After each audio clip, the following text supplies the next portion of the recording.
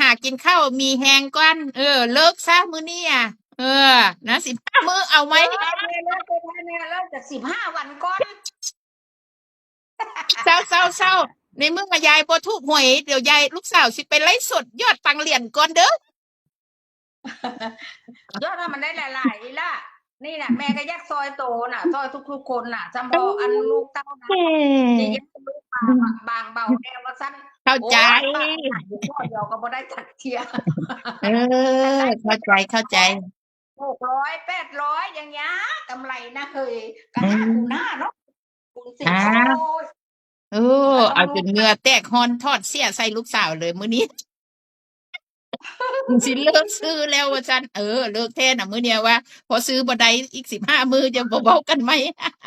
ว่าเป็นนางแม่อีปุ๋ยเอาแก้วปลามาให้ก็บ่รู้โอ้จัก ยอ้าวบ่ถูกหวยกับข้าวก็มีกินตลอดดอกบ่อดบ่อยากดอกอ้าวต้มไอ้อะไรล่ะไอ้ต้มอันหยังหมูอันหยังอันทั้งลูกสาวกลางขอไปกินพุ่นวะบอกโอ้กับอีลอยไปกินบ้านพวกแล้วก็อีแพทเอามาให้เมื่อคืนนี่ก็เหลืออีกถุงนึง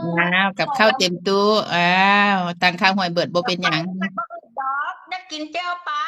อยากกินลวกผักข้างบ้านข้างซองมีของแม่นะจัดไปไปกินข้าวลูกสาวไปเฮ็ดงานหาตังค์ก่อนเดี๋ยวบ่มีตังค์ส่งไว้ตุนซื้อหวยอีก15 มื้อหน้าเด้โอ้ตาย